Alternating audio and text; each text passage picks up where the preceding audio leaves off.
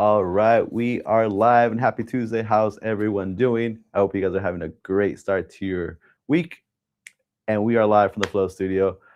Let's first start off by saying, hopefully you guys can hear us. Can you guys hear us? Only time will tell. Only time is gonna tell if you can hear us. But if you can't hear us, give us the thumbs up in the chat, and that will give us the indication that you can hear us. Sam's here. Sam's here. Yeah. No, I was like, I can hear us somewhere. I was like, for a second, I was waiting for your little whoop. Nope. There she is. There's Sam. Off cue.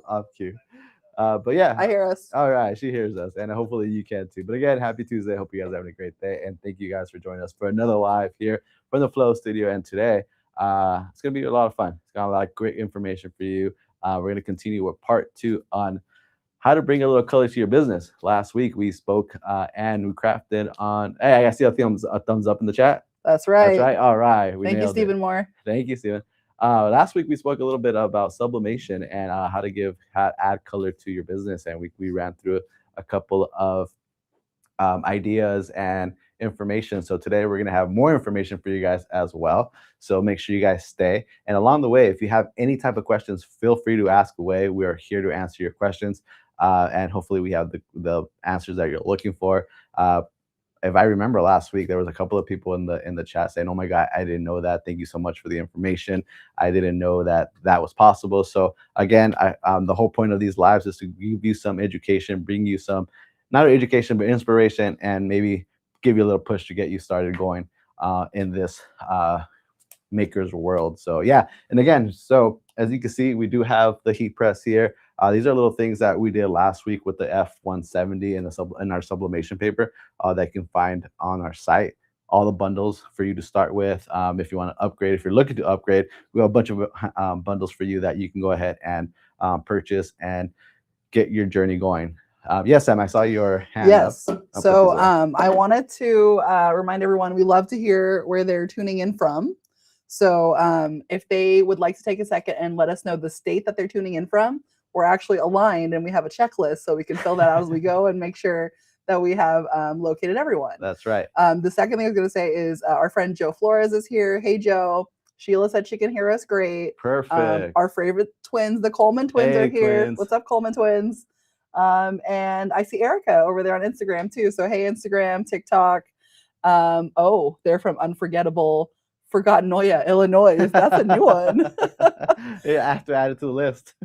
And our friends John and Mark, have you heard of these guys? No, not at all. From Making with Purpose. They are live from Las Vegas, so that's Nevada. Oh, that's nice. Nice of them to be out there. Great. So yeah, feliz martes. No se me olvida la gente. ¿Cómo están? Espero que todos estén bien y espero que todos se encuentren sin novedad en este martes. Tenemos un nuevo episodio de aquí en live y hoy vamos a pues continuar la conversación de sublimación, cómo hacer un poco de traer un poco de color a su negocio. Y si tienen cualquier pregunta, pregúntenos en el chat y haremos lo mejor posible de dar una respuesta.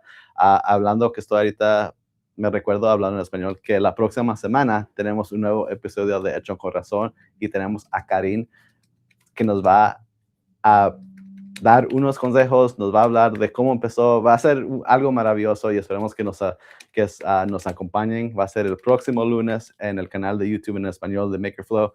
No se los vayan a olvidar. Y si no han visto episodios de los pasados, van al canal de YouTube en español y ahí lo van a poder mirar. So, Karin va a ser la invitada especial que tenemos el próximo lunes en Hecho con Razón. So, no se lo vayan a perder. Speaking of podcasts, yes, what's up? We got a lot of people checking in from a lot of different states. So I'm going to do a quick little roll call because a lot came in fast. So we've got, first of all, Arizona, because we're here. So I'm going to call it off. Sure. California, Florida, Georgia, Illinois, Kansas, Massachusetts, Nevada, North Carolina, Texas. Nice. If I'm missing anyone, let me know. Nice. Also, your bestie says hello. Hey, bestie. Hey, real quick on the yesterday, please, in the chat, do me a favor. Everyone that's right now in the chat, please wish happy birthday to Ashley, which is Chip Built. Her birthday was yesterday, so give everyone, let's give a round of applause for Ashley, not only for being amazing, but I hope she had a great birthday. And thank you for all that you do here with us and for us. We appreciate you very much. You mean the world to us. So happy birthday, Ashley. I hope you had a great week, a great day, and wishing you nothing but the best. What else, Sam? We also got a shout out for Karin. So Arlene Yeah. is in the know. She's ready to go. She says, yay for Karin. Erica's saying happy birthday, Ashley. And I'm also going to say that not only did we have someone from Forgotten Noya, but someone from east of Forgotten Noya in Central Illinois is saying hello too. Maybe you guys can meet in the middle somewhere. Right? Like if you guys aren't friends, you should be. So yeah, back to you, Danny. That's awesome. Yeah, meet somewhere in the middle and forget about it or something. I don't know. But that's awesome.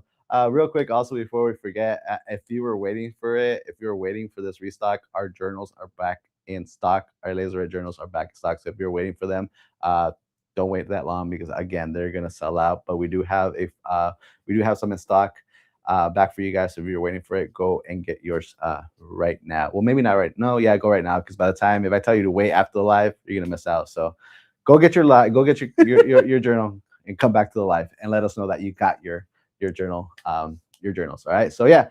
What else? What else are we talking about? I think we should spill the beans on our super special guest. Yeah, give me a second before we get there. Actually, I do want to mention something that next week on the live, you're not going to want to miss this because it's going to be amazing. We've done two like this, two. This is the third one. It's going to be the third one. We're veterans now. Yeah, yeah.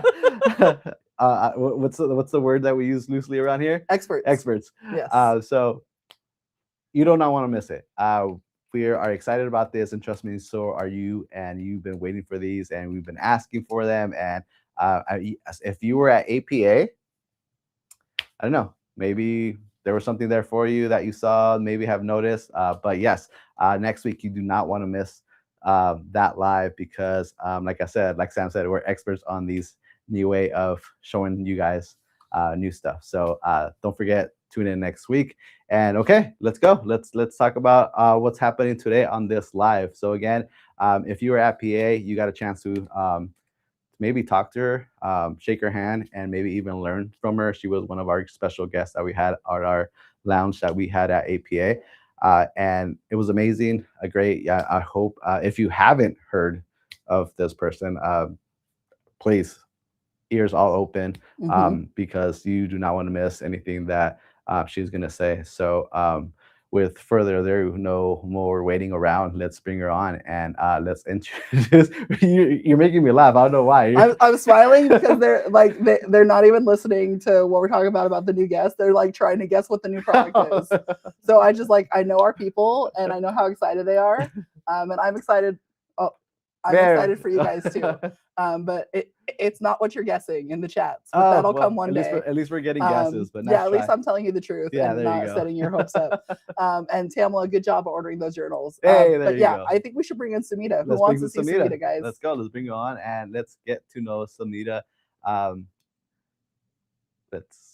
She is. Hello, hey, and how are you? Good. How are you? Doing amazing here in this nice, cool weather of Arizona.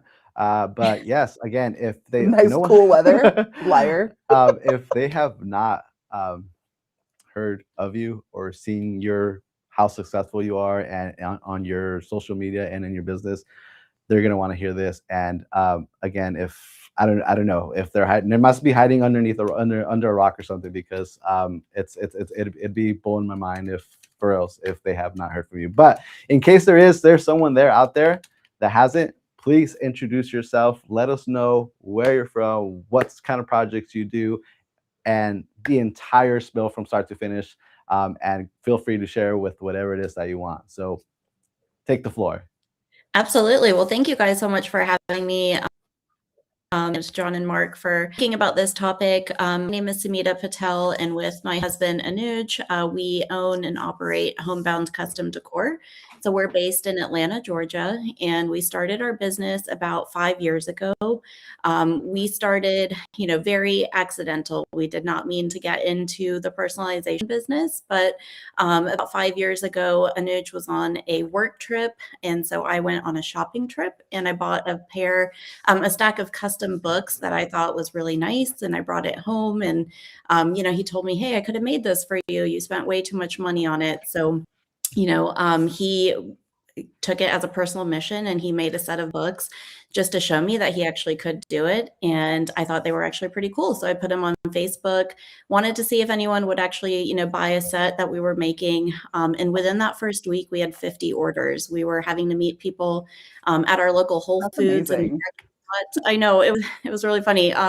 We would meet them in the parking lot of Whole Foods and open up our trunk, and that's where people would, pick up their orders. We looked like we were up to something really suspicious, but we were just selling books, I promise. So we did that for about a year, and we grew very organically. We grew our social media. We focused on, marketing with a very low budget. And as we grew in that year, we decided, hey, we need to bring on something else.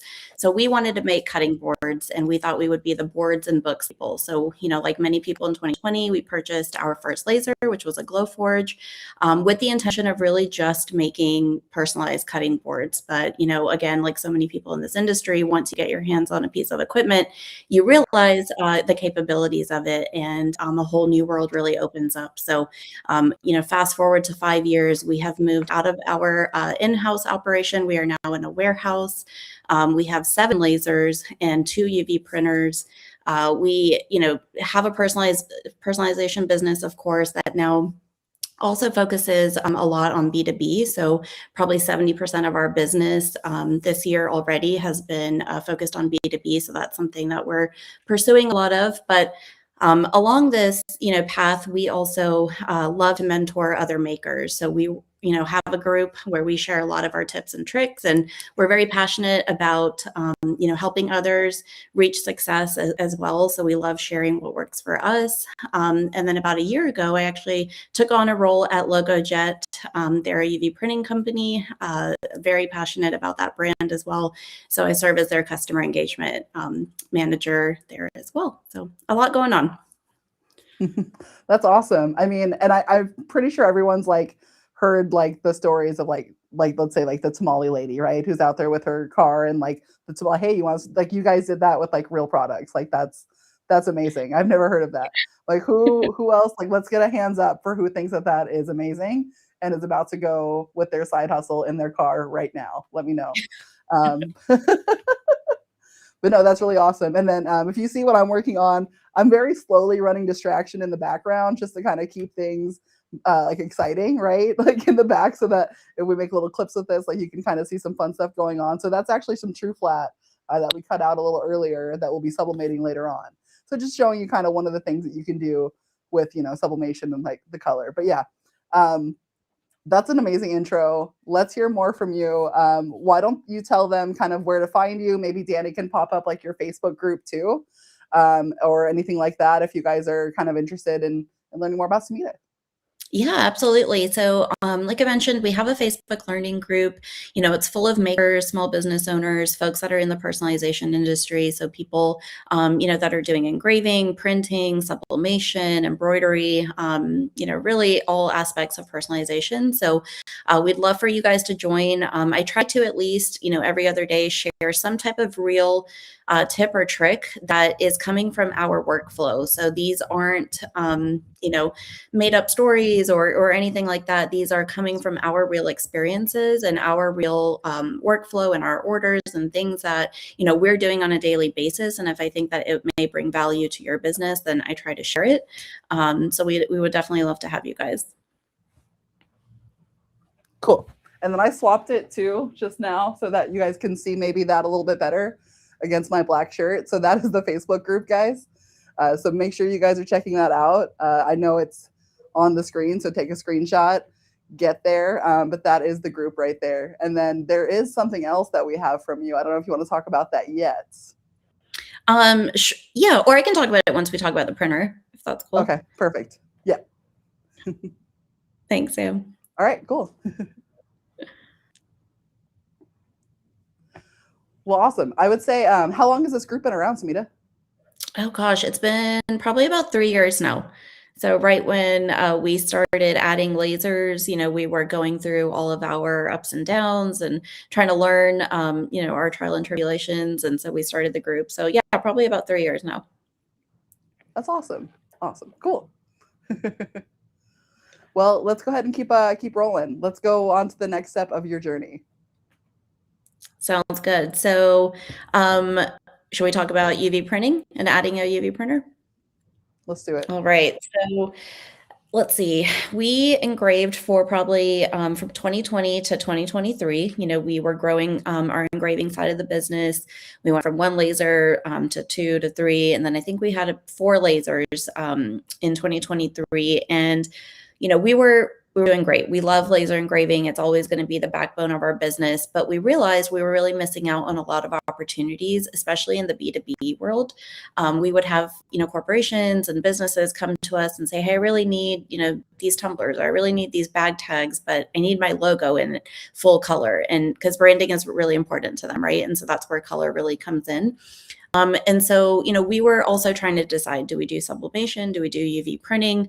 Ultimately, we decided to go with UV printing. It has been a real tremendous asset to our business. And I think just adding color to an existing laser business is really where that crucial turning point was for us. And when we started to see our business scale at the quickest growth. So from 2023 to now, we started with one UV printer. We actually added a second printer as well about 6 months ago. So between the two, we now have a lot of capabilities between the bed sizes and, what we can do. So it's really nice because we don't have to turn any orders away. If someone comes to us, we no longer have to outsource or worry about, saying no. It's really to us whether we want to take the order or not, because we have full capabilities, in-house. So I think that was the whole goal between engraving and, color, being able to keep everything under one roof.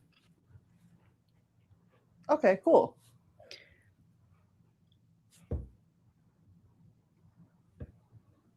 So, I mean, basically, like, what was the time where you actually kind of like, this is when I'm going to dive into it. Like, this is when I should pull up. Like, what made you make that personal decision that your business was ready for it? I think it was when we were having to turn down enough orders to be able to justify the purchase of a UV printer. So whether you're adding sublimation, whether you're adding UV printing, each comes with its own, investment cost, right?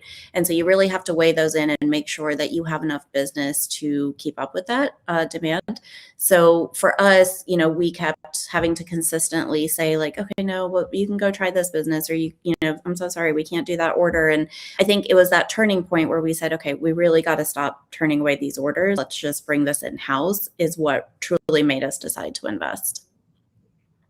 That makes a lot of sense. Like, and it's one of those feelings like as a maker where you're just like, yeah, you don't mind like, sending that referral over, but there's eventually you're just like, well, I want that business, right?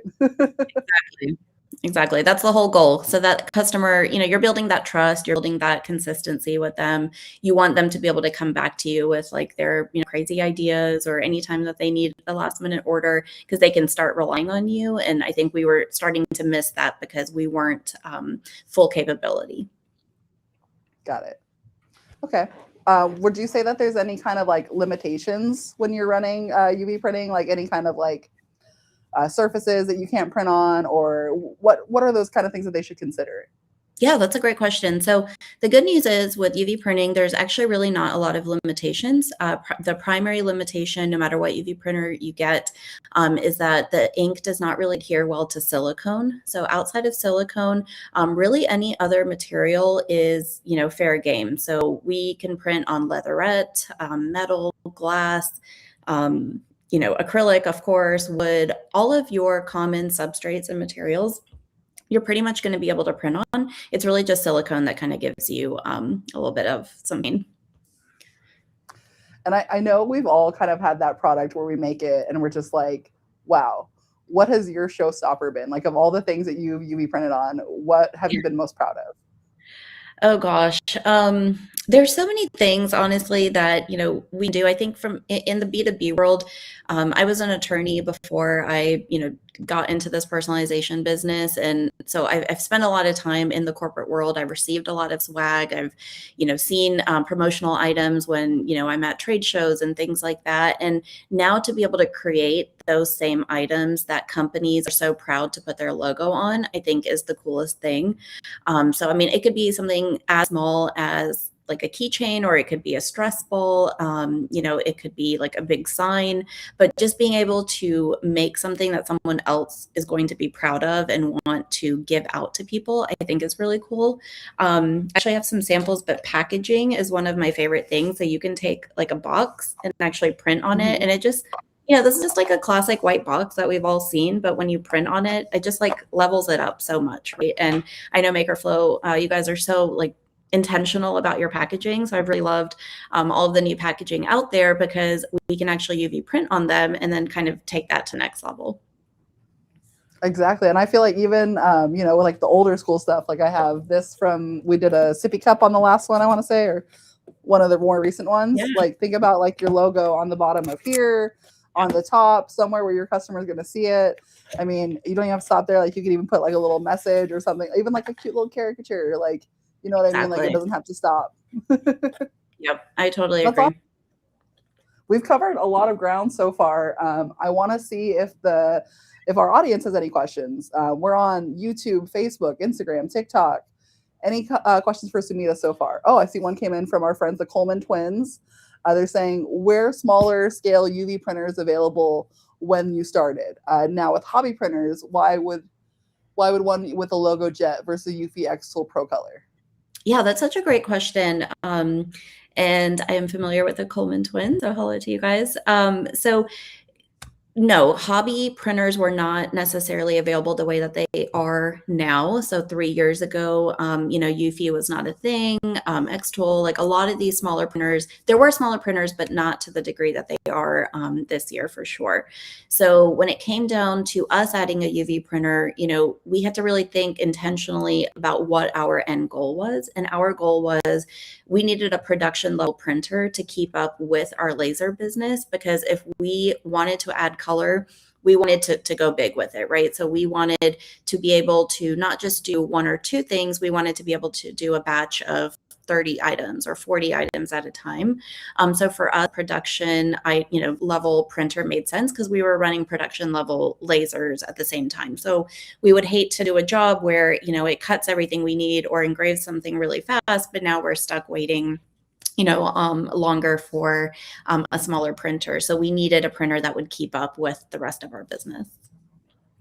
And it makes sense too. Like, I've seen the UFIs, like they're small, like they're tiny. So, if you're doing it for your business, then you might need a little bit of a bigger guy there. Like, I mean, sure, start out small, kind of learn the process, but eventually you're probably gonna need to upgrade, right?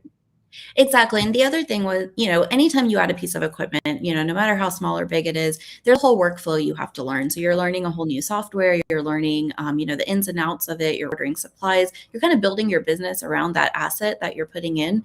So we did not want to, expend all of that time and energy learning something that we knew we would probably have to replace very quickly.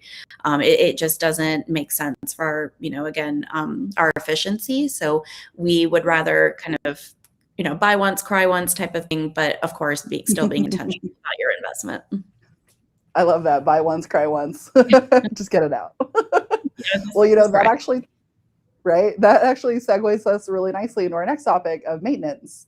So let us know, like, I know maintenance for like a sublimation printer is fairly simple. What's it like for your guys' machines? Yeah, it's actually pretty simple too. I'll be honest, I think there are a lot of myths that are out there about UV printers in general and the maintenance that it requires. And we, certainly had heard that prior to getting into it as well. But now that we're 3 years in, I think we can honestly say the maintenance is really not too bad. So one of the most common myths is that your printer has to be run every day. I can't speak for other brands, but with the Logo Jet, it absolutely does not have to be run. Excellent. We lost her. So real quick before, if we can get Sumita back on, why don't you just actually, for the people that are joining, because people are joining late, what's going on? What did they miss so far? Yeah. Let's see. Here, you're freezing up a little bit, Sumita. Oh, sorry. Did I? No, you're good. Oh no, am I here? Let's see. I think we hear you better. We hear you okay, now. Am I back? Yes, you're back. Real quick, I just want to kind of catch up. Okay. Anyone who... Sorry. Yes, much better. For anyone who has just joined, guys, we are with Sumita. She's not only behind Homebound Custom Decor, but she's also with LogoJet. So she has a lot of knowledge to offer us. We're talking today about UV printing versus sublimation. On last week's live, we took a deep dive into sublimation, talked about the kits, things like that. Today, we're going to focus more on UV printing, and then we'll kind of compare the two a little later toward the end. But right now, Sumita has been dropping a wealth of knowledge on UV printing, how it works, the operations, why you would get into it, that kind of thing. So if you missed anything, don't worry. This is going to be available absolutely right after this live. It's going to be replayable on YouTube, and I'm sure you'll be seeing shorts about it soon. So hopefully everyone's caught up now. Back to you, Sumita. Thanks. So I don't know where I dropped off, so I'll quickly recap maintenance. One of the most common myths is that your printer has to be all over from where you started, your name, where you're from. Oh, darn it. I have to log off. Sorry, guys.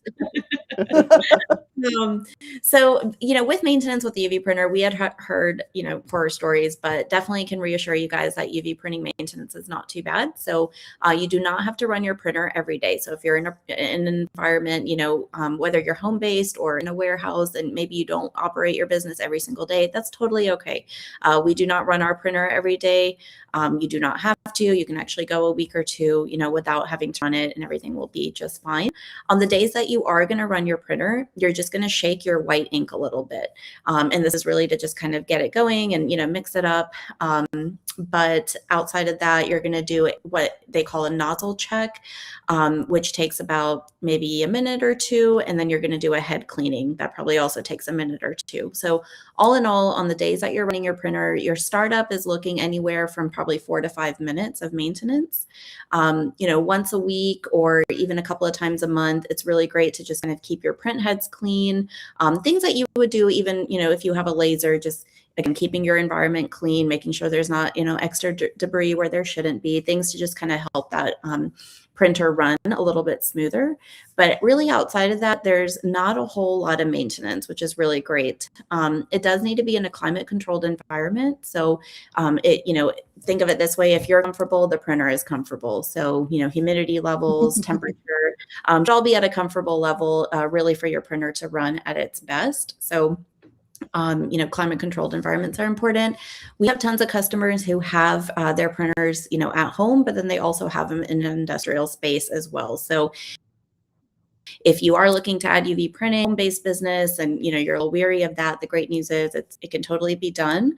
Unlike lasers, for example, there's no venting that's needed. So if you have a UV printer, that is all you need. It doesn't really put out like a strong smell. It doesn't need to be vented in any way. So it's really just the printer, that has to be there, which is nice. So like the folks with like little ones that are always like, concerned, like, I don't want them breathing in like these kind of fumes, things like that, where you might have to worry about that with engraving or, with epoxy. That is not a worry here, which is really nice. Right. I mean, with everything that Sumita said, guys, I would like to ask the audience, does printer maintenance scare you? Because if it does, then let's talk about why. Let's throw those questions in the chat. Let us know. Because honestly, everything you said, I know nothing about actually UV printing. Like, I'm familiar with the process. Have I done it? No. But all of those terms you said are things that I've learned from sublimating, from the episode F170. So exactly. It's not scary, guys. You can learn. If I can learn, we can all learn together. But yeah, so let me know if you guys have questions in the chat. And it's really like any of our equipments, right? Whether you have, a sublimation or you have a laser or UV printer. I mean, there's always going to be a little bit of upkeep just to make sure that it's, running the way that it should. But outside of that, nothing that, is substantial, take a lot of time or money to pour into maintenance. Absolutely. And like the startup time, you're talking about 4 or 5 minutes, like, I think that's the amount of time that it takes for like your heat press to heat up or your oven, if not more. Right. Yeah. So very low startup time, little prep. And well, let's talk about that too. Do you have to prep the surfaces like of your products before you're putting them in that printer? What do you do with that? Yeah, That's such a good question. No, so it depends on the the product. Obviously, LogoJet has a really great adhesion guide that's available for free on their website. But no, majority of your items or materials are not going to need any type of pre-treatment or anything that needs to get done to it before. Some materials do work better if you apply it something called an adhesion promoter. So that would typically come in a bottle. You can put it on a rag and then kind of wipe that rag over the item, but outside of that, not necessarily needed. For those who do tons of acrylic, I actually have some acrylic sample here. For example, this is just an white 1/8 inch acrylic that we So cute. UV printed like a Christmas ornament. So we did not have to put any adhesion promoter on this, but if you wipe it with 99% alcohol, you're kind of removing all of those fingerprints and giving it a really nice clean surface for the ink to adhere to better. If you're in an environment that has maybe high humidity, for example, there's something called a static wand. You can always put that, over it. It kind of looks like a little Harry Potter wand, but you can wave that over your acrylic and it just kind of removes some of that static. But again, not absolutely 100% needed. So no, there's not a lot of prep needed to go into UV printing. Okay. And then on the flip awesome. side, there's also nothing that needs to be done after the material comes out of the printer. So the UV lamp is instantly curing that ink. So right when you remove it from the printer, it is ready to go. So you don't need to do anything to it. That's like my favorite part, by the way. But I saw Danny with his hand up. We got some questions, Danny? We have two. So first one, it says, I have one and I love it. Hat patches and Maker Flow tumblers are our primary products, but it's amazing all the things that we can print on, which is great. Absolutely. And then the second question about this is, and maybe you can answer, okay, hello. Hi. So maybe you can answer this. Which Maker Flow blanks, tumblers, mugs, etc. are tested and confirmed compatible? Any advice or can you answer that? Yes, I love that question. So we have printed on all of the tumblers. Those are all compatible. And they're so compatible that LogoJet actually now offers MakerFlow tumblers on their website as well. So, that has just been such a great partnership because, with the Maker Twist handles, it removes any barrier of, having to, you can do full wraps, you can position your artwork in any way that's needed. The LogoJet does have a rotary system, so it makes it so easy using the Maker Twist, handles and cut system. So yes, they're absolutely compatible. We have tried the Laserette, that is compatible. The wood products are really compatible. So, so far we actually haven't found anything that's not compatible, which is really great. Yeah, I was gonna say, I feel like the easier question is like, what doesn't work? Yeah. Well, the easy answer is so far nothing, but I will keep testing. And that's amazing. We have another question as well Danny. too. So this one will go. Are there any difference in the durability of prints or powder coated versus stainless steel? Yes, there can be. So I think we actually did a test for John and Mark on powder coated. We didn't really have to, do a whole lot. We were able to print directly. Like I said, we would sometimes wipe with 99% alcohol just to remove any debris off of the surface to let that ink really. While stainless steel, we did apply adhesion powder. So stainless steel is a little different. It doesn't have that powder coat on it, right? So it's not really necessarily giving the ink something to really stick on. Think of like kind of a baby skin versus like adult skin. Baby skin is nice and smooth. That's the stainless steel tumbler. And then the powder coated is like my skin, all dry. So it just makes it a little print. So I think the stainless steel, we did use an adhesion promoter, but they're both durable. It's just going to be a matter of kind of what you're having to do to it before. I will say, I've seen one of our influencers, Carlos, the epoxy bro. He actually UV printed onto a pre-sanded stainless steel tumbler that we have. So I'd imagine because a lot of our stainless steel are coated for sublimation now, so they're a little extra slick. But those pre-sanded ones that were designed for epoxy, I bet those would be perfect. And it looked amazing. It looked great. Yeah, it really did. The finished product that he shows off at the end is breath. Seriously, it's blow mining. It's crazy. But it makes sense, right? Yeah. And then I would say too, for what you were saying about the alcohol, right, and cleaning the product first, making sure you're sending consistent products in there. Any maker knows if you're not doing consistent, processes, you're not going to get consistent results, right? So just Right. having kind of that routine of like, I'm not sure if it needs to be cleaned, let's clean it just in case. Like that's probably a good tip, right? Exactly. It's not going to hurt. And we Yep. just got a hello from Idaho. Hello. Hello, Idaho. Something else too that they want to ask real quick. We're not maybe just ask, but they said, so impressive business Sumita has worked with.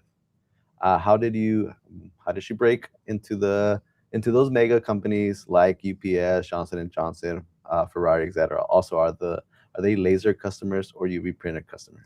Also, was it the power of a handshake? Because I saw my friend Josh Perry in here a little while ago, so I'm just gonna throw that out there. Yes, Josh is so intentional about that, and I absolutely love that. And yes, it's a combination. So it's a lot of in-person, networking opportunities. But we were so busy because up until 2 years ago, I was still working my attorney job, so I didn't really have a lot of time to spend like going to events and going to networking things and stuff like that. So a lot of what we did was online. So it was making sure that we had a really strong online presence. That was, ensuring that our social media was always up to date. We were consistent. We were, posting content.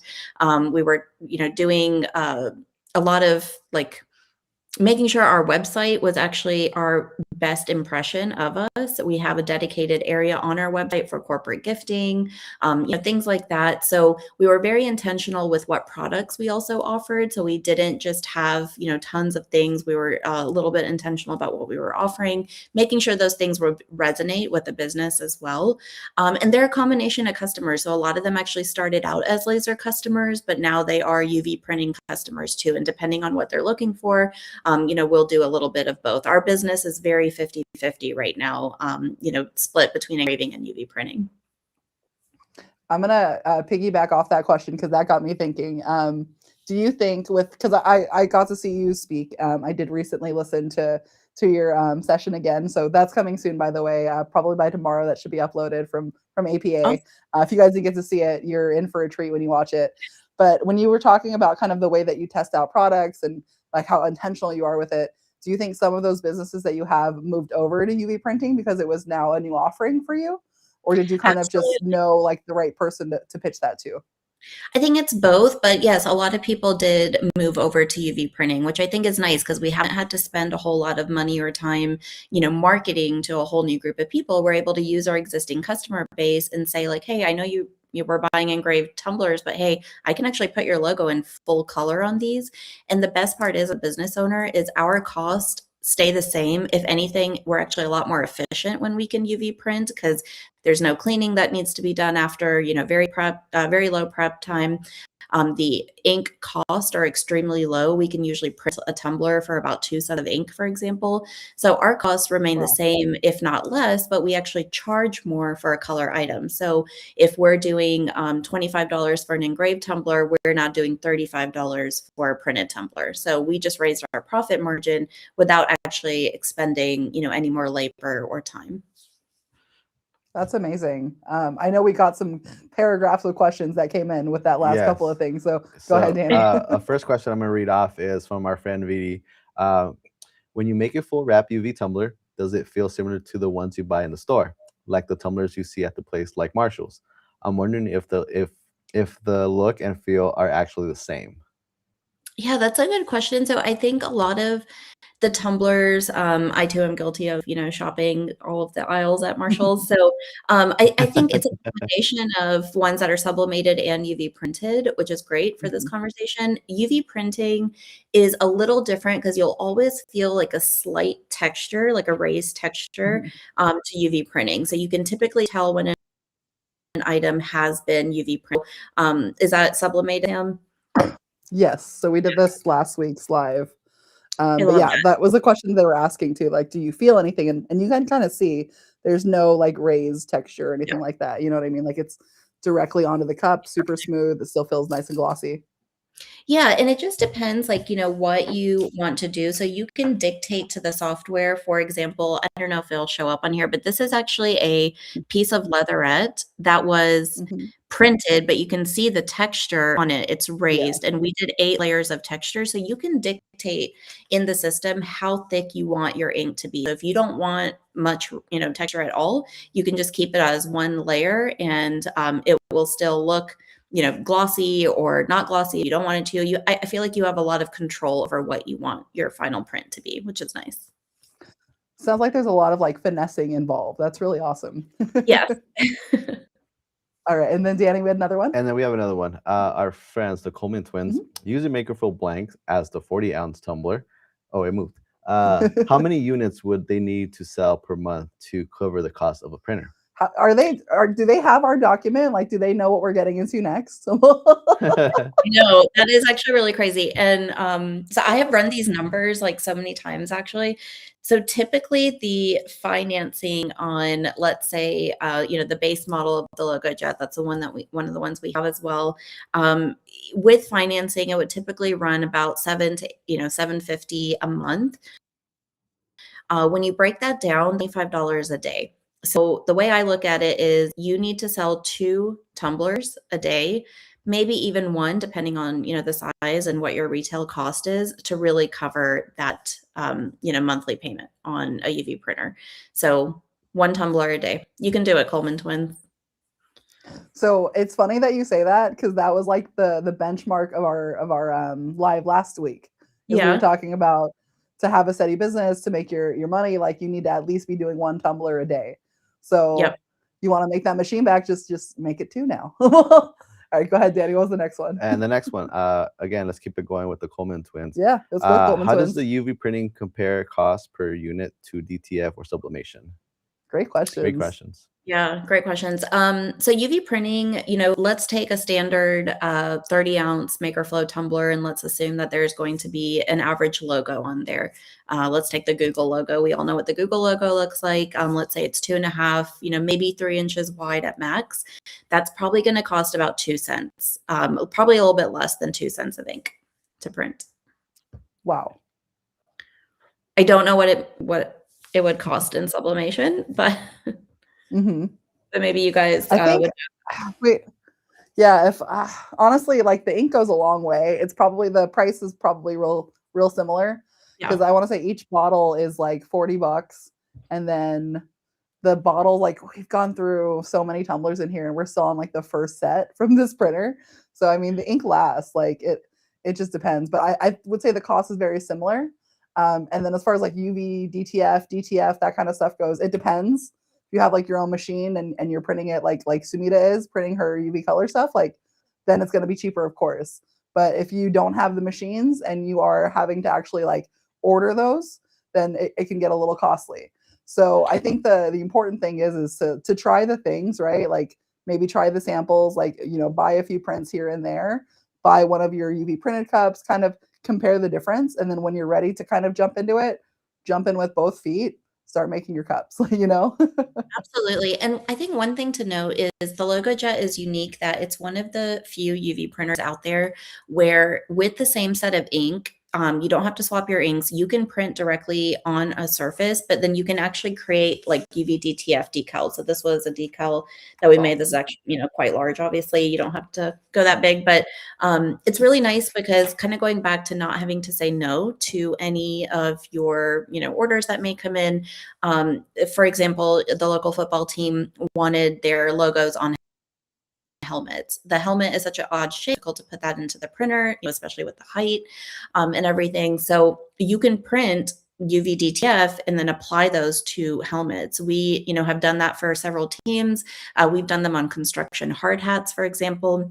We followed back up with them a year later, and they have no chipping. That decal is still on there. So the durability is really, really strong. So between being able to direct print and create UV DTF, it's like one machine that can do both. So your capabilities just like exponentially grew. That's amazing. And I mean, to have all those options, like who doesn't want that, right? Because then you can do all the different materials, you really get behind it. I mean, that leads us kind of to where we were going to go next, right? Where we're going to talk about like the cost of owning it, right? So we talked about ink a little bit. As far as like maintenance, like usage costs go, what would you say we're looking at to own this machine like per day? So, again, it depends on the model that you go with. There's really not a whole lot of maintenance that you're going to do. LogoJet does provide you a guide on, the maintenance that you should do a couple of times a year. And really it breaks down to almost $600 to $700 a year for overall maintenance of the printer, which is extremely low, when you really think about it. And so outside of, purchasing ink when you need it, there's really not a whole lot that goes into it. It does plug in a standard outlet, so it's not going to take up any crazy power. You don't have to modify your whole, electrical system. You can just plug it into the same outlet.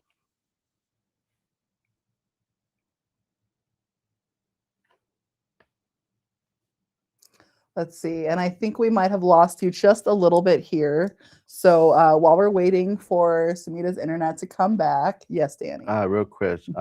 Mary's asking, kind of debating just. So I've been looking into DTF and UV printers, debating on what direction to go. So maybe this information we're sharing. Might I don't think she has to decide. I think she can have it all, right? Are you guys able to hear me? I'm sorry. I'm back. Yes. No, you're good. You're back. Yay. But yeah, no, that's a great point. If you're talking about UV DTF, especially, Mary, then yes, you can certainly do both with the LogoJet, which is awesome. Awesome. Cool. Well, so, I mean, it sounds like as far as like the cost, like it's not really a big deal. Maintenance is super crazy. So as long as you have like a steady stream of, customers that are ordering products, like it really, it's going to save you money in the long run is what it's going to do. Like, it's not going to be a cost thing. I'd say, like, if you're still working on building up your clientele, like maybe wait a little bit, maybe dabble in sublimation if you want to do some color in your business first. And then when you're ready to take it to the next level, take that and your customers with you and bring them up there with you, right? And start getting them on kind of this new process. Exactly. I think, it's really, it's an investment, right? So you want to make sure that you have a plan and that you have, the things that you want to do with it. But it has truly been instrumental in scaling our business, and we have no regrets. That's why we added a second printer, and we already are seeing a need for a third, because once you introduce color to your business, whether it's through sublimation or UV printing, I feel like your customers just take such a liking to it, and your capabilities like grow so much. That's amazing. Guys, we have covered a lot of ground so far. So if you have questions, please put them in the chat. I'm going to ask you a silly question while they're typing out their questions. Some engravers that we talked to, they like to name their engraving machines. Do you name any of your UV machines, and what are their names? No, it's so sad, but no, we really like call every machine, like out of all of our lasers, all of our printers, we call them by like the name that they were born with. So if we have like 40R plus, like we call it like, oh, are you printing that on 40R plus, or are you printing that on the Mira 9? Like we literally call them like by their given name, and so it's super boring, unfortunately. Okay, that's fine. That's okay. All right, Deanna, do we have some real questions come in? Just not questions, but the Coleman twins, they did say, so it's fair to say it's fair to say buying MakerFlow blanks in bulk would help to lower the cost per unit enough to move that break even point. We just have to build our own bundle mix and match the colors. And I would like to take this opportunity to say the Coleman twins were not planted into this conversation. They're doing this of their own free will. We didn't ask them to say this, but you are absolutely correct, my friends. What do you think, Sumita? Yeah, no, absolutely. I think that's perfect. Awesome. Well, we've talked a little bit about the cost. And again, if you guys have questions, make sure that they get asked in the chat. We'd love to answer them for you. And even if you're watching this as a replay, drop in the comments. We know where to find Sumita via email and phone, so we'll reach out. We'll get those questions for you. Danny, yes, what is it? Just real quick, Sure. Mary just said, thank you. I missed the beginning of this. So if they did miss it, to what you were saying right now, where can they watch it, right? Exactly. Yeah. So if you are just catching this now and you're just getting here and you're like, oh man, I missed so much. You did, but it's okay. It's going to be all available in the replay after this. So as soon as the live ends, you can still rewatch it again on YouTube. And I'm sure we'll be making shorts with it too. But let's move on a little bit to the next topic. So let's talk about mixed media, right? So have you done any like combos of UV with lasering? And if so, do you increase the value that way? Like, what do you kind of, what's the thought process when doing that? Yeah, absolutely. So I have a whole desk here of examples that I brought, but so we, Excellent. starting out, this is like just like a good old little pencil keychain. So this is on clear acrylic, and we printed it and then cut it on our laser. So if you have a laser and a UV printer, probably the most common, combination of the two is going to be when you're able to print and cut. So that means that you can print on a whole sheet of acrylic and then cut out little ornaments. So this was actually a 18 or yeah, probably 18 by 24 piece of acrylic. We made a bunch of ornaments, and then we took it to the laser and they cut out the shapes of it. So Cool. that is very helpful because you now don't have to buy your own blanks. You're actually creating your own blanks, right? On things like this. So before, when we would have to, purchase our own acrylic blanks, we now are in full control over the shape and, everything that we want. So that's been really nice. You can also do the same. This is just, MDF, for example, white MDF that we, printed on. We used to engrave these baby signs, but now we can print them. We can add that color. So it just kind of resonates with our customer a little bit more. And then same thing, you can actually print your own design. So this is a church ornament that we made. And so you notice that we can actually print the acrylic, but then we cut the wood and engraved it that goes on the front. So this is a really great, application of combining the two together. So there's so much that you can do when you have both, and it really doesn't, matter what laser you have, right? So whether you have a Thunder or an Eon or a Boss laser, you can use print and cut pretty universally, which is really nice. So we did get some comments coming in while you were talking. One was the Coleman twins. They're laughing at me. And then they said that they've been debating on a UV printer for quite some time now. So they're really enjoying this live. Yes, and awesome. Then our friend, our Ashley from Chip Build, she's saying that print and cut is the coolest. And I absolutely agree. Like when you were showing us that ornament, Sumita, all I could think of is the ornaments that I can see from here that I've made on previous lives, where I am engraving and then I'm sublimating and then I'm UV resining, and like there's so much like work involved. So I'm like I see the ornament, I'm like, I bet that was easy to make. Like, like I bet it was painless, and I bet it looks super cool. Absolutely. Yeah. And you nailed it with the painless part, right? Because we're just printing, one side, we cut, the shape of the other and then stuck them together. And that was pretty it. So we're all about efficiency because, we do pretty high volume orders, but we also have a lot of other things going on. We're parents to a toddler. Nuge works his corporate job. I was working up until a couple of years ago. Now I'm at LogoJet. So we had really early on, made a decision like, hey, everything that we do in our business has to be efficient, and it needs to we don't want multiple pieces. We don't want to paint or assemble or have to glue a bunch of things together or have it be step process. Like it just needs to be very quick and efficient so that we can maximize our profit margins. So that's where, a lot of this kind of comes into play. Awesome. So real quick, another question by the Danny. Coleman twins.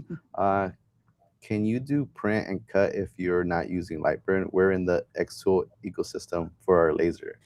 Oh, that's a good question. We haven't talked about software at all, huh?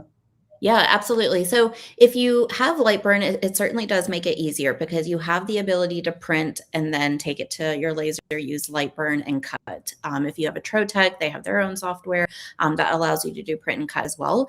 If you have Xtool, you cannot necessarily print and then cut, but you can cut and then print. So you could, cut out your different shapes. Let's say going back to this ornament, you could, cut out all of your blanks, and then you can actually on the printer lay down a template or make a jig, and then you can place all of your products in there and then print. So you still end up with the same result. You're just doing one before the other. So absolutely. Okay. That's a great question, and that makes a lot of sense. Yeah. All right, cool. Well, you guys have been asking some amazing questions so far. If you have any more, keep them rolling. We'd love to get those answered for you. But so, I mean, that'll just kind of keep us moving on a little bit, right? So let's talk about, we've already kind of discussed why to add color, but I mean, essentially, what's the biggest reason you could give a business maker for adding color to their business? I think it's to give your customer a wide variety that also enables you to keep everything in-house. You know, outsourcing is great when you want to kind of test your market, or maybe you just want to make like a business case for, you know, adding something new. But really, you are diminishing your profit margins, and you are separating from money that you could really be keeping in-house, you know, by not having this equipment, right? So I think if your goal is to scale your business and to, you know, make this, you know, a revenue generating business, widening your equipment is kind of the way to do it. But of course, being intentional about what equipment you're adding, so that under one roof, you have these different capabilities, you know, to offer your customer. That's amazing. And I think you hit the nail right on the head. Like, why would you limit yourself if you don't have to, right? Like, if you have the business there for it, you have the customers that are ready for it.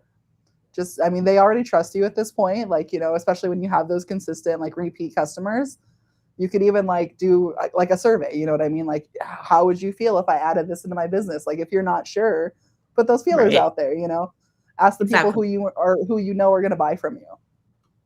Exactly. Yep. Awesome. Exactly. And we, oh, go ahead.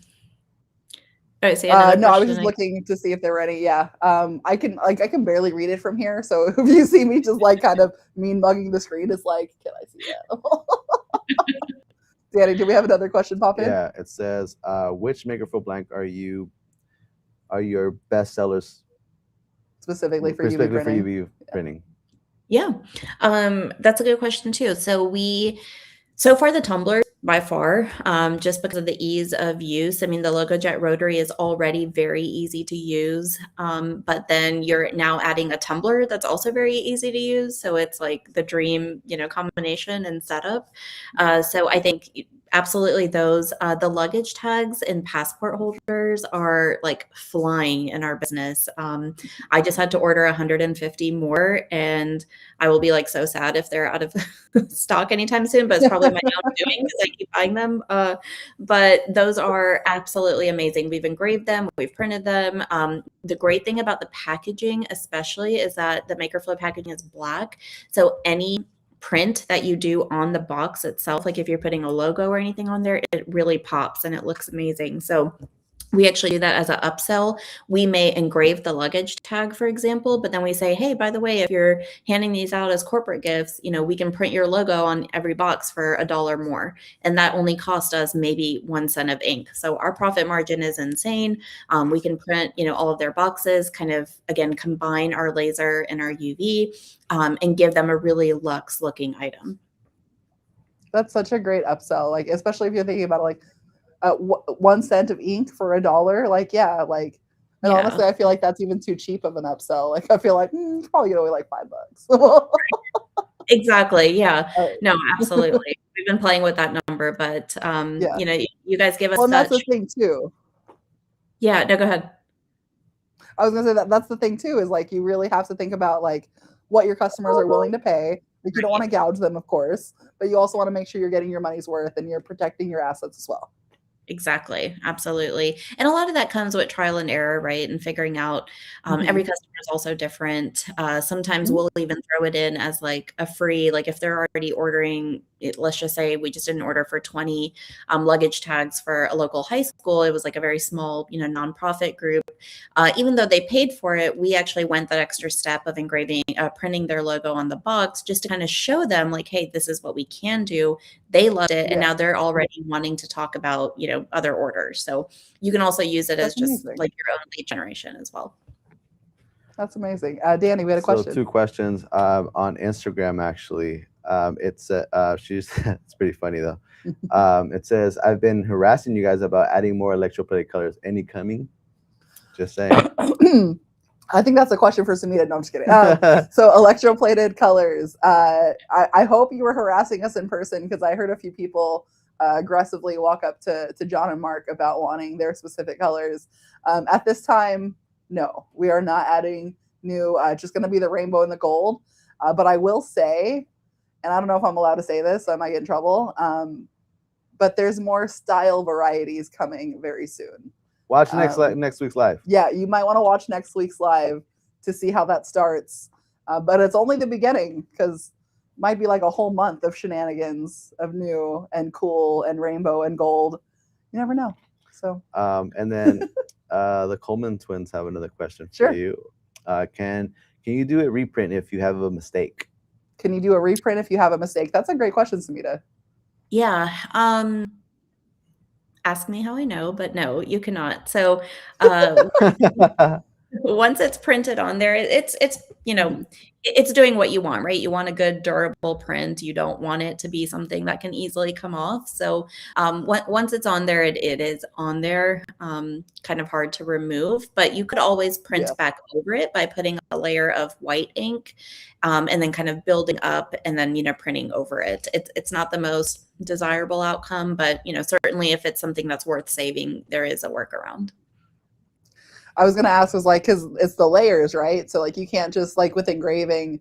I think the closest call we've ever had is like, you move something and you're trying to line it back up, but that's only one like layer that you're trying to line back up. Whereas with the Right. UV printing, like it's several layers of color, so like you can't just go back and be like, hey, fix the green, or you know what I mean, right?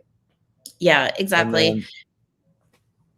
And then we had another And question. then we have another one. in. It's just easy. How fast is the printer? So I'm maybe depending on the type of printer that you have, right? I don't. Probably the file too, right? Yeah, a lot of things, go into that. Take, I don't know, like an item that probably everyone can relate to, back to that ornament. This would definitely take under a minute. So probably, 35 to 40 seconds to print this whole ornament. This is like a standard 3-inch ornament. So it's actually pretty fast. I'm gonna grab my ornament really quick too. Was there another question that popped in, Danny? And then real quick, Ashley does have a question as well, and she says, which adhesion promoter do you use? So we use LogoJet has all of their own supplies and ink on their website. So we use the LogoJet promoter. You can certainly use that, even if you don't have a LogoJet. We have had really great success with their promoter, so it is available on their website. So these are ornaments that did not take me a minute. Ooh, this one here, yeah, they're fun, right? But like this took at least 10 minutes, I would say, because there's probably like 5 layers of curing going on. And then this one, we sublimated, and then we did a layer of glittery UV resin over it. So that one was probably 3 or 4 minutes, right? So like they're cool, but they are time sucks a little bit. Sure. And, again, going back to if you're layering things, for example, these are both like hat patches. This one probably took like maybe a minute and a half because it's just a single layer. But this one that has 8 layers of texture, it's actually made to look embroidered. This one obviously probably took closer to 5, minutes per patch. So it does depend on the, layering that you're doing. We've been doing a lot of baseball, printing because it's baseball Little League season everywhere. So this probably took, under a minute as well.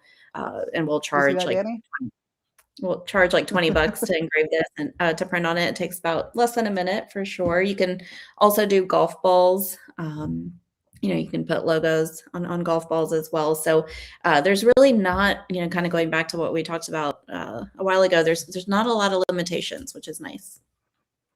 Can I tell you the favorite golf ball that I've seen so far? And it was by someone who's in this chat right now, Chip Builds. She made ones with little faces on them. I love that. Mark and John's little faces on it. Oh, I would love to smash John's face. That sounds great.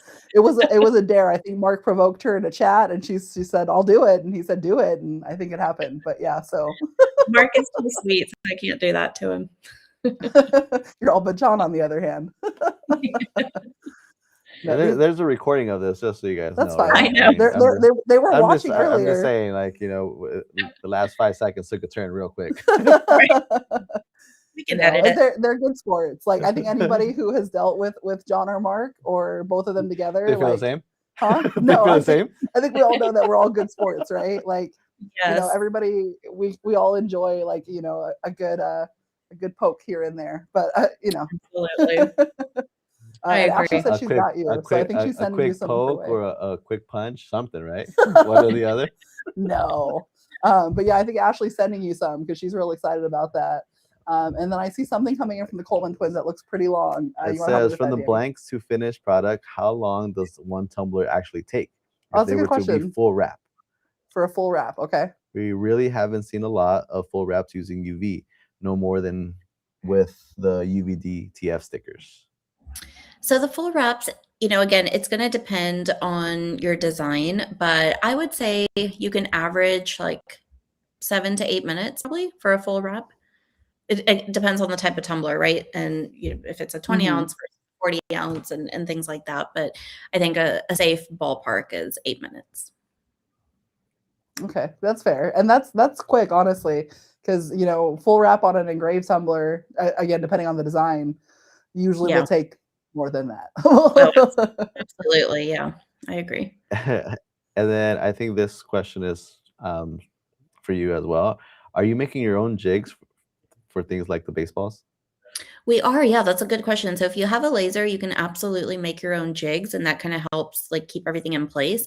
LogoJet will give you a template for the bed so that you know exactly what specifications to make your jig so that it aligns with their 0 point, which is really nice. However, LogoJet also sells custom trays. So their most popular tray is called a 3-in-1 tray. And in one tray, you can actually put poker chips, golf balls, baseballs, softballs, round ornaments.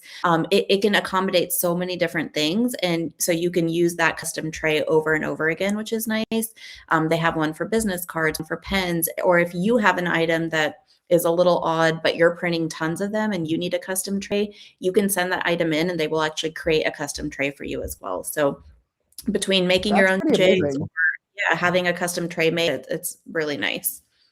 There'll always be a solution. That's all on like the LogoJet site. Like they get all access to that for free.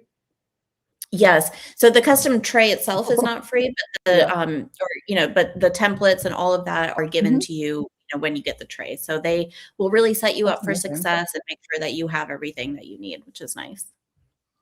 That's awesome. It sounds, I mean, that's really cool because like, we do the same kind of stuff like for the makers, like you want to provide those resources and that's as a maker, like that's what you look for. Like you want those companies that want to see you thrive and take it to the next step. Like they're not going to hope that, you're doing the best you can. They're going to give you the best that they can so that you're really able to do it. That's pretty amazing. Yeah. And then Vidi says that Mark and John are blocked. So, thanks, Viri. Yeah. Viri's really awesome. She's been doing some really cool stuff too. She just got herself an engraving machine, and I'm pretty sure she'll venture out into this pretty soon too, because there's nothing I haven't seen Viri be able to do. It's amazing. I love watching everyone grow. I'm sorry. Yeah, no, it's really cool, right? Yeah. So is the tray only for a LogoJet machine? That's a good question. Yes. So technically, you probably could use it in a different machine, but it would take a little finagling. So the way that the trays are made, they are customized for LogoJet printers, and especially the printer that you have.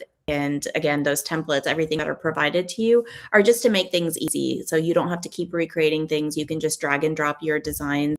Let's say, on the smallest UV printer, you can actually do 108 golf balls at one time, but you could have a variety of designs. So I could do like the first row with John's face, the second, with Danny's face. Like I can do anything that I want, which is nice because I have that template. All I'm doing is dragging and dropping my artwork in there. So we could add Moose's face to there too. No, just kidding. and then they're also asking, what do they cost? Good question. It just depends. They range anywhere from, I would say, $500 to $1,000, depending on the tray that you want to do. And what printer you have. So it really just ranges. But if you're doing enough of that product, that cost gets justified very quickly for having your efficient workflow. Well, and just kind of like, just off top of your head, like how long will that tray last you? Like, can they just keep using it over and over and over again? Yeah, it's made of a very sturdy material. I mean, it's almost, I don't want to say indestructible, but you'd really have to go out of your way to destroy it. We've had ours for 3 years, and there's not even a single scratch or dent on it. So they will last. We're going to send you a Maker Flow hammer, see what you can do. I would love that. No, but these are some really good questions. We've covered a lot in this space so far. Do we have any other kind of questions coming through? Are we all caught up? Unless you want to reply to this person that says, love you. Oh, someone loves you, Someone Sumita. loves either you, Sam, or me. I don't know. So, but we love you too. Exactly. From everybody. There you go. No, that's awesome. I would say we have another link, but before we put it up on the screen, do you want to tell them a little bit about why they should use this link and what it's good for? Yes, absolutely. So, if UV printing is something that you want to do, or maybe it's not even something that you're absolutely ready for right now, but you would like to just gather some information, maybe pricing, maybe get a sample kit from us so you can see some of, the sample printed items. We would love to work with you. I started as a customer, so we have our own business. We run these printers. They are integral to our business, but I love the brand so much that I've actually taken a role there now. So I wear multiple hats, but I can say with, full passion that we are very, very happy with our UV printers, and would love to have you guys as, part of the family. So if you would like to get more information, they have put up a link here. It's logojet.com /pages/referral. It's going to just ask you for a little bit of quick information. If you use the code MakerFlow, you will receive an extra $250 of supply credit. They have some really great promotions that are going on right now that include a free rotary, which is usually $3,000, and a free set of ink. I'm always bitter about the promotions because when we bought our printer, we did not get any. So I always say you should take advantage of these. And, if you're financing the printer, there are some really great options that include 6 months of no payments, which is amazing because if you really put that into perspective, you could get your printer now and not make your first payment until almost October. So you get 6 months of just learning that printer, start making money with it, before actually making a payment. So we would love for you guys to, visit the website, use the code. I'll probably be the one to respond to you, and, we can keep up the conversation, and I'm happy to talk about all things UV. And can I just say, like, that's amazing that you guys have an option where they could potentially wait 6 months to pay this off. So, I mean, you could earn like your first payment, your first couple of payments on this machine before you even started to make, payments. Like, that's amazing. Exactly. We've had so many people do that. They have existing laser businesses. They get into this and they spend that 6 months really learning it, start selling things. And then when that first payment is due, they're not stressing about it because they've had that time to build it up. So you nailed it. Absolutely. That's amazing. We do have one more question, and it says the cost of the printer. Yep, the big question. That's, I think, the big question, the main one, the one that everyone's wondering. Yeah, absolutely. So again, it depends on the model. They range anywhere from 35,000 upwards. In financing, usually brings it to about $700, $750 a month, $25 a day. Sell one tumbler, and that covers it. So I like to think of what do I need to do every day to own this printer. So it's about $25 a day of ownership if you're financing. For someone like me who has like 3 coffees a day, I'm like, that's my coffee. That's it. Exactly. I do that all the time. I'm like, you may have to skip Starbucks, but you can own a UV printer. That sounds pretty cool. Well, Sumita, you have provided us a wealth of knowledge and information today. So guys, let's all put some emojis in the chat. Like, let's all do little party hats. Like, let's all give Sumita a big round of applause. Like, there's been some really awesome info. And if you joined late and you missed any of it, or you want to watch it again because it was so good, don't worry. Right after this is over, come back to the same link and you can rewatch this again. So we'll have this available for you guys on YouTube right away. And anybody else who has last minute questions, make sure you drop them says in. No more Starbucks for you. Very, I love my Starbucks. I literally have a Black Rock over there right by Danny because it's constantly, here. She's not It's lying. real. It's real. Like, it's right here. It's right there. Yeah. But yeah, so I mean, just a lot of good kind of a lot of takeaways from here, right? So I'm seeing a lot of emojis coming up in the chat.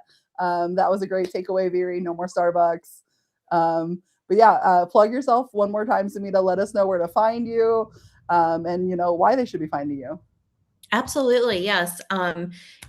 Please join our Facebook group. It's Homebound Laser Engraving and UV Printing Learners. I know that's a handful. Maybe Danny can throw it in the chat or something, but it's Homebound Laser Engraving and Printing Learners on Facebook.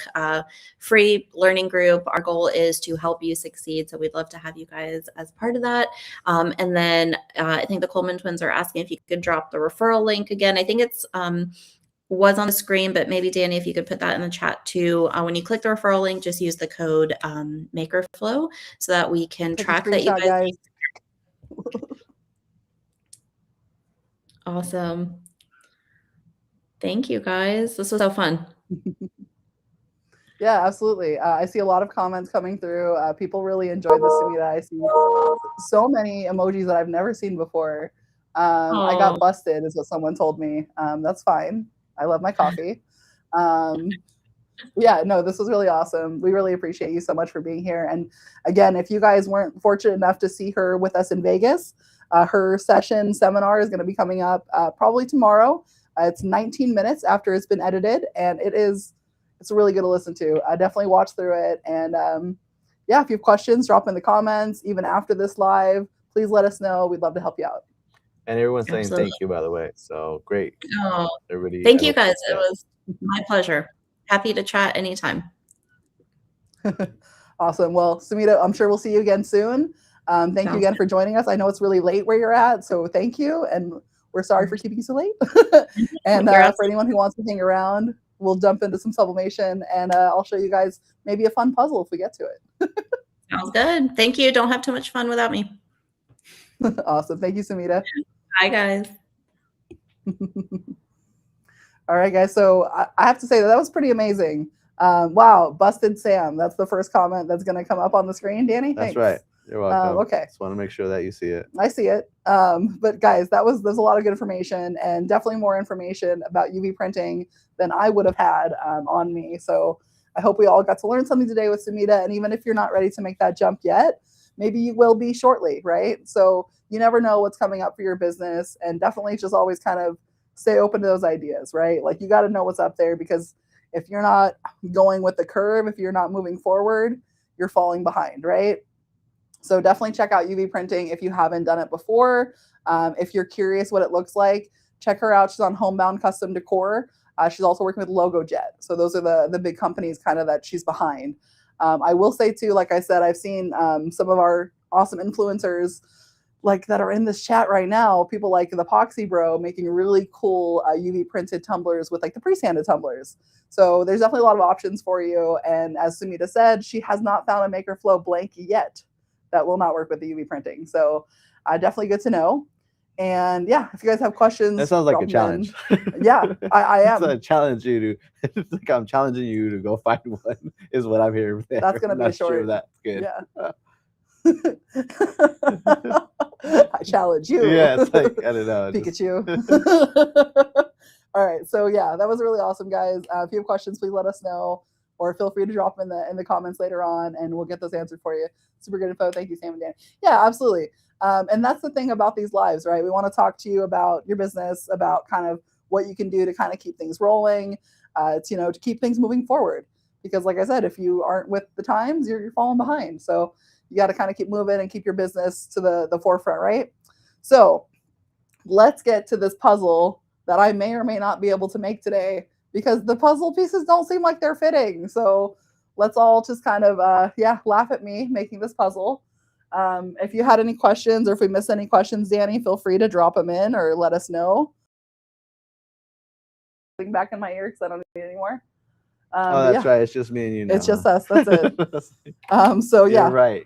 Good call. Yep. All right, guys. So this is a true flat puzzle. So what I did with this was I actually, I'll show you the back of it. I put a different color behind it, and I glued that into place so that I had like a base for my puzzle. This puzzle shape I actually got from Creative Fabrica. So I just kind of wanted to have something to kind of show you guys, what sublimation can do as well. That way we had a little something to build up to. But I don't even know how this puzzle is supposed to fit together at this point. Like this is a challenge for me at the moment. You would think that the wood grain kind of gives it away, like what's going where. But I will say this. If you're making the puzzle, don't separate them until you're sure you're ready to go. Maybe keep the pieces near each other. Because the other thing that could happen is if you're turning them because say this is the cutting side and then this is the clean side. Like if you're turning them the wrong side, they're not going to fit together. So like if they flip on accident, like that's something you want to consider too. So being able just to have printed on these might have been a lot easier than what I'm trying to do right now. But yeah, you live and you learn, right? So we're gonna make this work because that's like the YOLO saying. Yeah. We're gonna make it work because that's what you do, right? But yeah, if anybody has any comments about what we just saw, questions, let us know. Maybe it's just really much saying thank you. That's amazing. Thank you for the info and the information. So I'm thinking it went well. You guys got good information out of it. And again, you guys feel free to ask any type of questions, whether if it's to us or if we have guests, feel free to ask, because that's what these lives are for. It's for give you guys either that push or that knowledge that you guys are looking for. So I feel like it might even be easier to take them all out. I don't even know. Watch, I'm missing a piece. That'd be kind of funny, right? Okay, I'm back to this now. All right. I will say this for everyone who just watched the live, are you guys team sublimation or are we team UV printing? Let us know. You don't have to have either machine.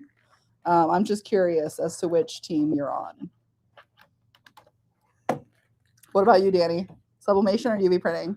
I'm gonna go with sublimation. Yeah. Just because I know of it. But I wouldn't mind learning more. I mean, there was a machine that was here, right? Yeah. And didn't quite do anything with it. Nope. You know, it's disappointing. It was really disappointing. And yeah, but I mean, I wouldn't mind learning. Yeah. For sure. Okay. Let's see. For me, yeah, I'm right there with you. Like, if I had to choose, I would choose UV printing. Yeah. Just because it seems cooler, seems faster, seems a lot easier than what I'm doing right now. I'll tell you what. And on top of that, it just seems a little bit more versatile. Like, because with sublimation, the downfall is like you can't do anything that's a darker color, right? You can't sublimate on darker images. But with the UV printing, you can actually UV print onto black things. Like, we just leave the coloring in. What was funny? What'd I do? No, not you. It just I'm reading off what Shayla said right here real quick. But real quick before I get to her comment, sure. What the Coleman twins are asking, what's the most creative UV printed product you've seen someone made with Makerful blanks? Oh, let me go show you. I'll be right back. Oh, okay. Yeah. So while she goes and grabs that, I am going to share. If you guys could read what Shayla said, both. I like team. It's like Team Edward or Team Jacob, which is hilarious. So that was funny. You guys ready?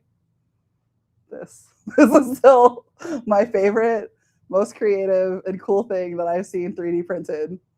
Do you have yours? Do you know where yours is, Danny? No, I do not. I have no idea where's mine at. Mm.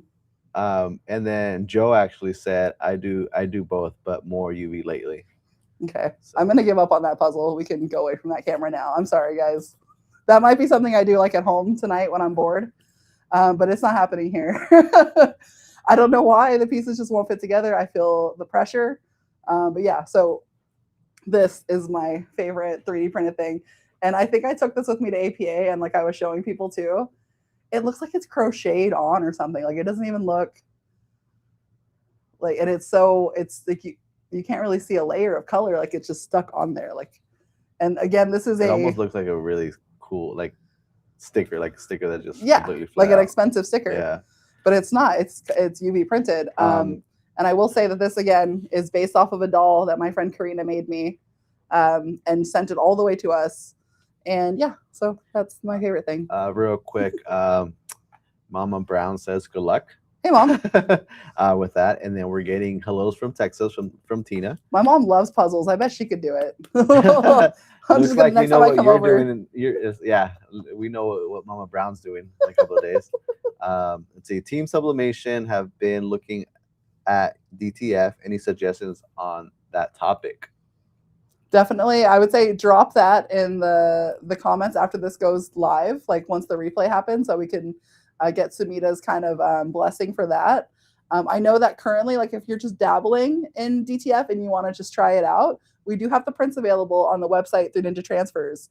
So you can actually go to makerflow.com right now and check it out. It's going to be under its own little tab. I want to say it's under like the UV resin and color printing options. But you can go in there and pick DTF or UV DTF, and you can order just a sticker, like just a one little item, or you can order a whole sheet of things if you know what you want. So I would definitely try that first and then start kind of doing your research on the machines. And definitely enlist some people like Sumita to kind of give you some of that advice on to which one you should get. But yeah, hopefully that is helpful. Any other questions? That is it. That is it. That was the last one. Like I mentioned, Tina saying hello from Texas. If you did get here just now, anyone joining, you will be able to see this replay later on. They can't hear you because they can't see you. Oh, okay. Well, I'm done. Oh, wow. Okay. That was it. Wow. Hopefully you guys can hear Danny. But yeah, so we covered today, basically we went over a lot of UV color printing today. So if you caught some of this and you didn't really get the context, we went over sublimation last week. So basically we kind of positioned sublimation as like the starter of busting into the color world, right? So like say you've been engraving or you've been doing other crafts and you want to bring a little color into it. Sublimation's a great way to get started, lower kind of setup costs. The machines are a little less expensive and you can get into it that way. But you can also, if you're ready to jump past that and you want more options of what to do with color and, print on things like, black shirts, things like that, that's when you want to move into the UV printing. So definitely it can do some amazing things. Again, like this little keychain here.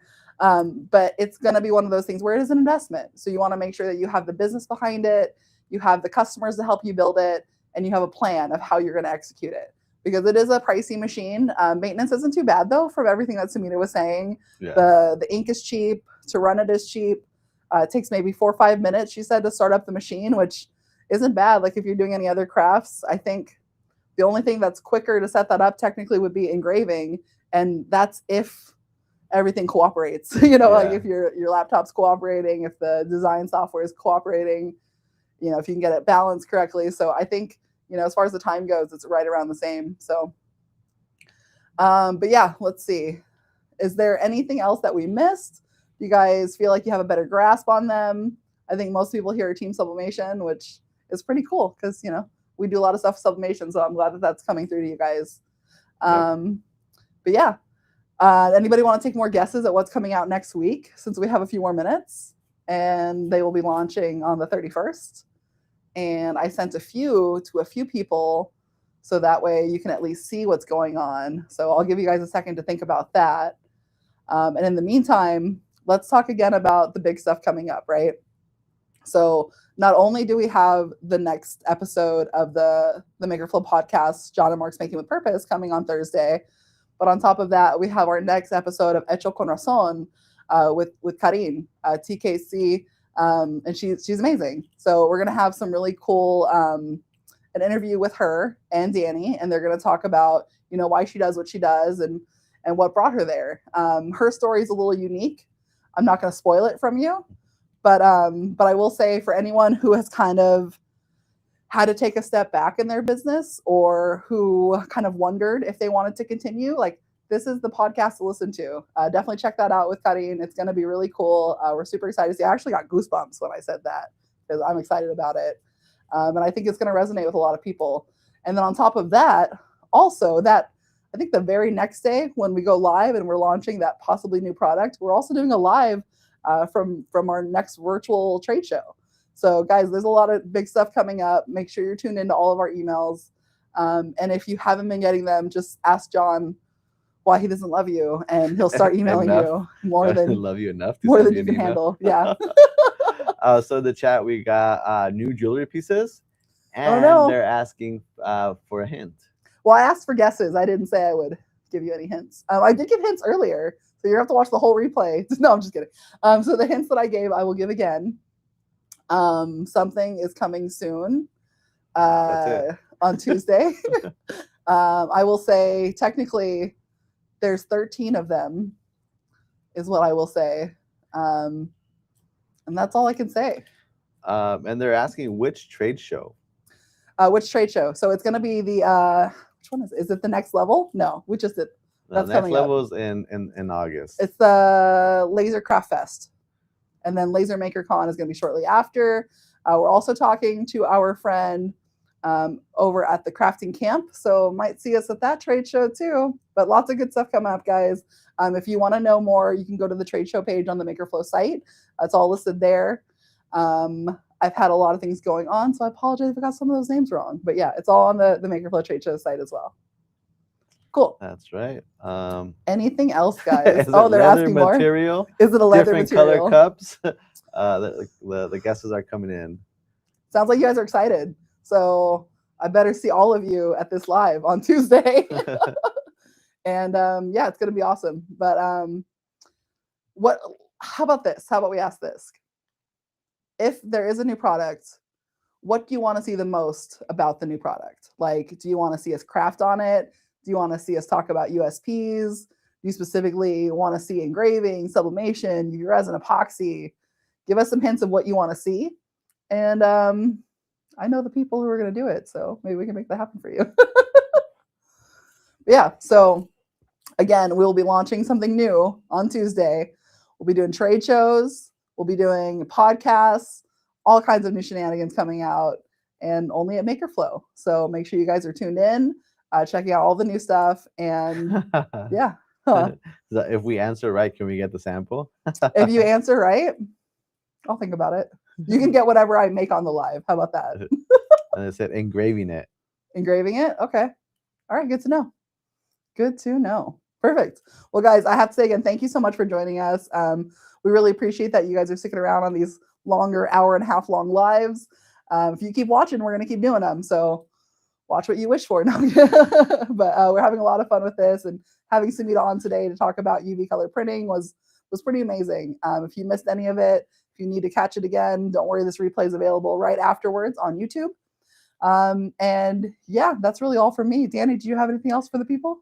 No, we'll see you next week. Hopefully you guys join us again. Don't miss it. Besides that, I hope you guys have a great rest of your week. And yeah, stay crafty.